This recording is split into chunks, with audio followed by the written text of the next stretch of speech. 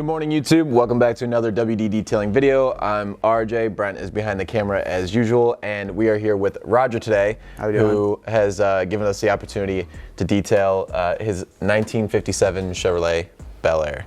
And this car means a lot to you because you mentioned that. Yes, it was my father's car. We built it through the 90s. I was about 10 to 13 years old. We built this car. You know, it means a lot to me. It has a lot of memories. And I hate to see it looking like this, but you know, sometimes these things happen. Yeah, and you said that this is a runner and driver. You drive it to work in the summer all the time? I drive it to work in the summer all the time. We go to cruise-in nights on Saturdays and Sundays. Take the kids in it, you know, whatever. It's turnkey, it goes. Yeah, and you said you parked it here just because you were doing some insulation on your other garage. And then that's correct. And which is crazy because the interior is covered in mold. You said that happened over the course of a couple months. Yeah. Yeah, it was. We parked it out here in June, the end of June, beginning of July, and by September I came out to drive it, and it was molded and nasty. You can see the floor isn't the best condition. This is obviously just gravel and dirt floor. So right. Should have known better. But nonetheless, I mean, she's still in phenomenal condition as far as rust or just overall wear and tear. It looks like. How many miles are on it?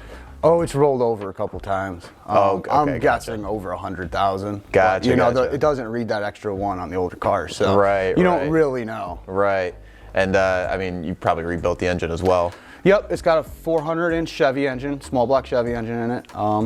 It's bored to 408, cam, headers, roller rockers, all that good stuff. 202 valve, stuff like that. It's a good running car.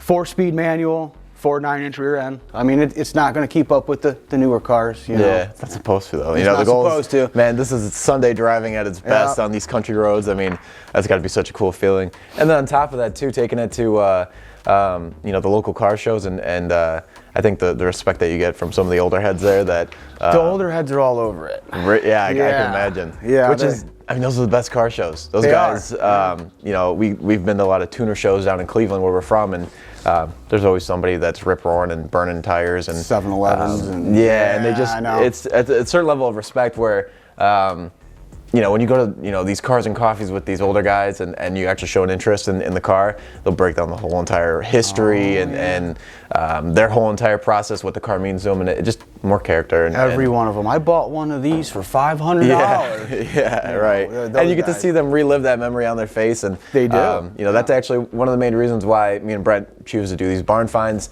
for these older cars, because there's more history behind them. Sure. So. Yeah, it's a great process too. I'm excited to see what you guys are going to do, because while it is a runner driver, it was clean. Before I put it in here, it wasn't clean, detailed, polished or anything. I haven't seen it that clean and detailed since it's been a couple years. Gotcha. So we're going to clean it up. It'll end up sitting in that heated garage, and she'll be ready to roll by spring.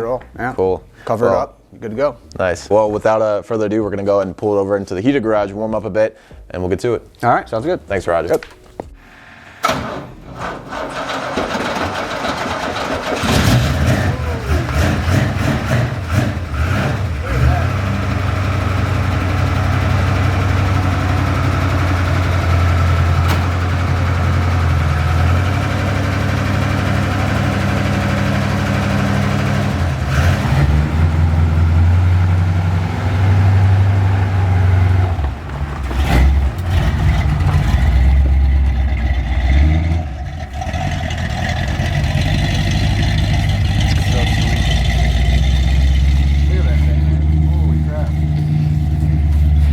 Now, taking a quick look over this beauty, it's kind of funny because if you look closely, you'll notice these tiny little paw prints all over it. And funny enough, later in the video, I think the culprit of these paw prints showed up and ended up walking onto part of what we were cleaning, and it's kind of funny. You guys will see that a little later and you'll hear our reaction while we were doing it. But really, to sum up the condition of this car in a couple words, it was covered in dust, it was covered in spider webs, and then on the inside it was covered in mold, so we had a lot of work cut out for us.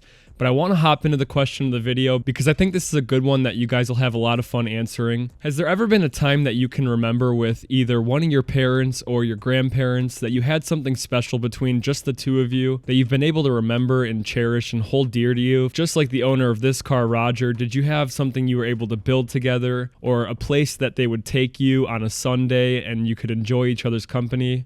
or something like that. Leave a comment down below if you guys had something like that. You don't have to go super into detail, or you can. We love reading your comments, so if you guys had something like that, let us know down below. Or if you're a parent or a grandparent now and you have something like that with your child or grandchild now, leave that in the comments as well. Now, hopping into the detail, we went ahead and started with the interior, and the absolute first thing we did was take out the front seats and dismantle and pull out the back seat. We went ahead and took out all the trash on the floor along with any of Roger's belongings and put those in a separate plastic baggie to give him at the end of the detail. And then we went ahead and started vacuuming right after that.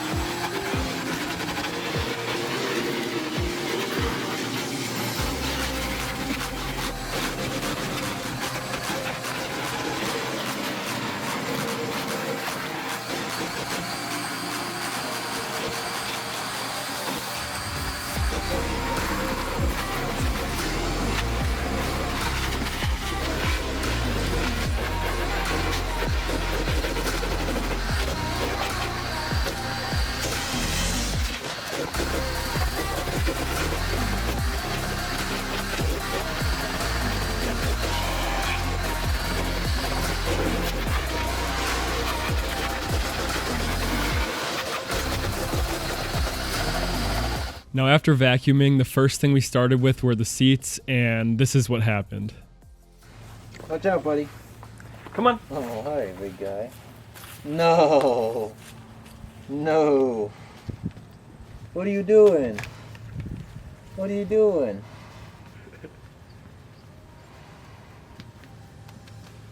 Here, gotta get off. Come on. Gotta get off. Gotta get off. What are you doing? I guess we have a new detailer on the team. What are you doing? You gotta get off.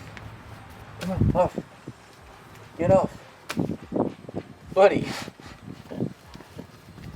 Come on, off. Come on. Get Come your here. butt off. Go get him. Come here. Go get him. Come here. Go get him. Good boy. It's a girl. Good girl. Yeah, so what we were told by Roger about this cat is it's a stray cat that lives around his property and lives in the barn around that area. And it actually has part of its tail that got bit off by another animal, and it has an injury to its eye. It has a bunch of injuries, but it was honestly such a nice cat. It was following me around the entire time. It was rubbing up against our legs the entire time. It was just such a nice little kitty. And it made the entire day so much more enjoyable just to see it roaming around. It would come up to us and it would let us pet it for a second and then walk away. So I thought that was pretty funny. I wanted to leave it in.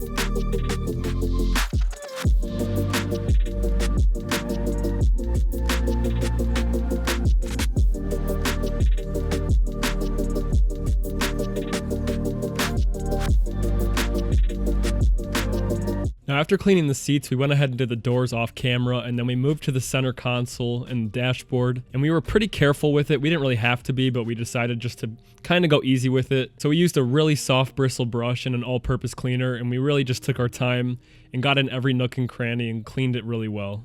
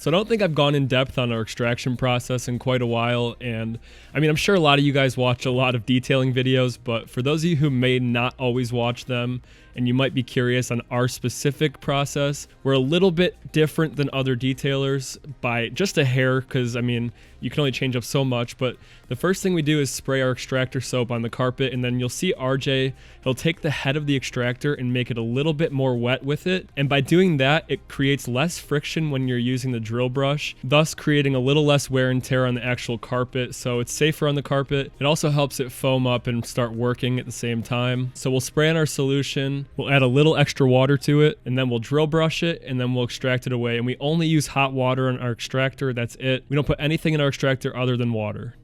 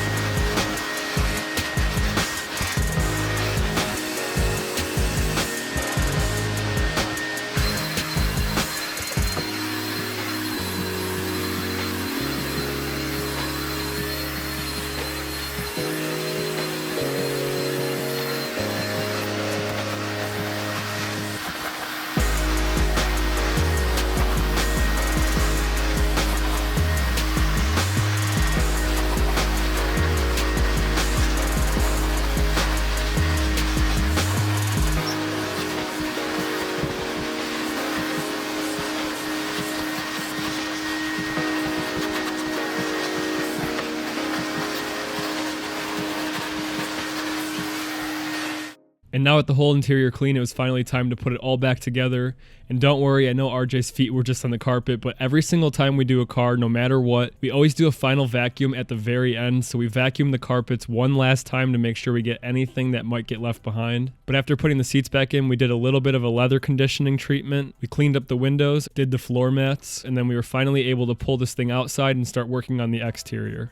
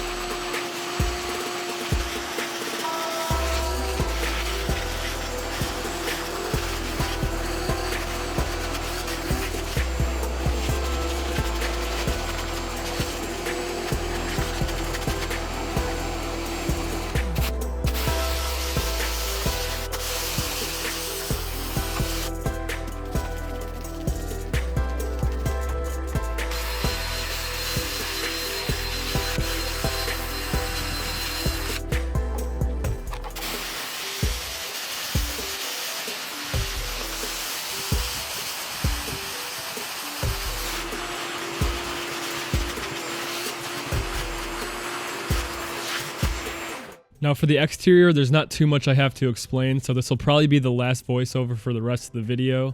So really quickly, I just want to say if you guys enjoyed this video, don't forget to hit the like button and also subscribe to the channel because it really does help us out. But we went ahead and gave the car a really thorough wash, just made sure to get as much of the dust and dirt off as possible. And then we gave it a quick polish to get rid of any oxidation in the paint that's happened over the last few years. And it was time to reveal the car to Roger. And he was around for the entire day, so he saw the process, but he got to see the whole thing come together, and you guys get to see his reaction at the end.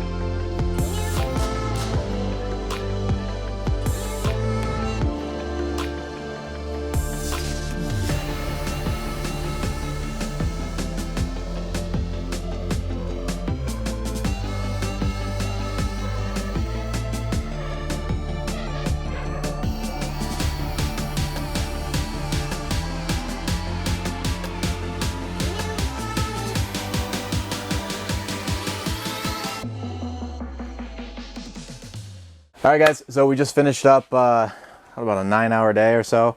The daylight savings time was last night, I think, so that's why it's dark already.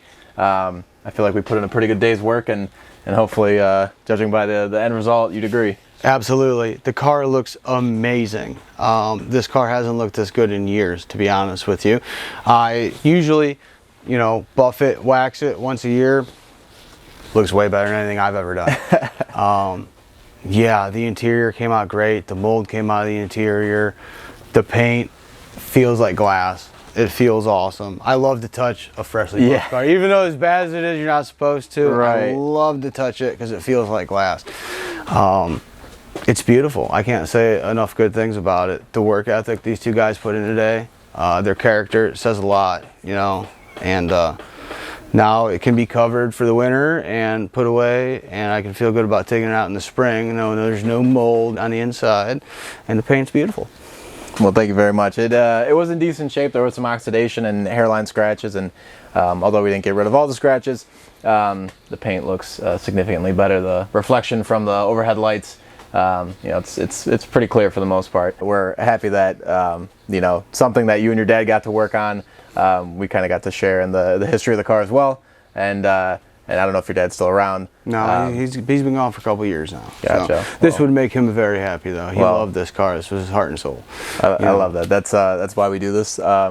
It's a connection of the people to their cars, and then the best is when it's someone who's passed on, and you kind of get to, you know, make them proud. So I love it. I'm smiling, man. I got a smile on my face right now. I can't get enough of it.